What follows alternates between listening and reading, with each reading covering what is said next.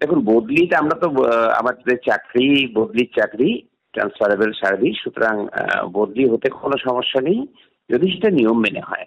এখন এই বর্তমান সরকারের আমলে এটা আমার অষ্টম বদলি, এবং অষ্টম বদলি শুধু নয়, যে বদলি নীতিটা এখন সরকারের রয়েছে তাতে 4টে জোনে ভাগ করা সারা পশ্চিমবঙ্গকে। তার মধ্যে উত্তরবঙ্গের যে জোন, সেখানে 3টি জেলা মিলে আমার 7.5 বছরের কাজ করা ইতিমধ্যেই হয়ে গেছে। হুম। ফলে সরকার আমাকে আর ওই জোনে পাঠানোর কথা নয়, তাদের নিজেদের বদলি নীতি অনুযায়ী। ফলে এই বদলিতে নিজেদের বদলি নীতিটাকেই তারা ভাঙলো।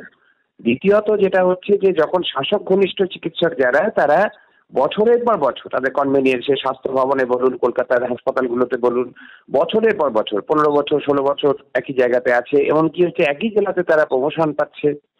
আমাদের হচ্ছে যে, আমরা যারা আহ, এই সিস্টেমের মধ্যে থেকে যারা দুর্নীতির বিরুদ্ধে কথা বলছি, সরকারের জনবিরোধী নীতির কথা বলছি, চিকিৎসক বিরোধী নীতির কথা বলছি, ট্রেড কালচারের বিরুদ্ধে আওয়াজ তুলছি, বিচারের দাবিতে পথে নামছি, তখন হচ্ছে যে আমাদের উপরে নানা ধরনের স্টেট রিপ্রেশন, অর্থাৎ হচ্ছে রাষ্ট্রীয় পীড়ন নামিয়ে আনছে, দমন নীতি নামিয়ে আনছে। সে কখনো লালবাজারে সমন করে ডাকছে, কখনো মেডিকেল কাউন্সিলকে দিয়ে মিথ্যে ডায়েরি করাচ্ছে থানায়, কখনো হচ্ছে যে বদলি করে একটা মানে কার্যত রোগী শূন্য একটি হাসপাতাল সেখানে পাঠিয়ে দিচ্ছে।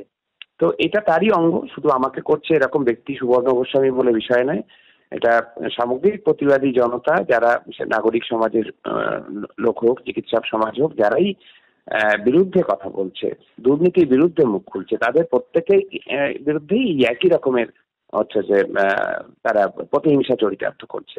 ফলে একদিকে তারা অপরাধীদের আড়াল করছে, দুর্নীতিগ্রস্তদের প্রশ্রয় দিচ্ছে, আর অন্যদিকে তারা দুর্নীতির বিরুদ্ধে মুখ খুললেই প্রতিহিংসা নামিয়ে আনছে। এইভাবেই আমাদের রাজ্যের প্রশাসন চলছে। সেটার বিরুদ্ধে আমাদের সংগঠন প্রতিবাদ জানিয়েছে। গতকালকেও স্বাস্থ্য ভবনে বিক্ষোভ দেখিয়েছে, প্রতিবাদ ডেপুটেশন দিয়েছে। আর হচ্ছে যে এরপরে কোনো কর্মসূচি হলে আপনার জানানো হবে।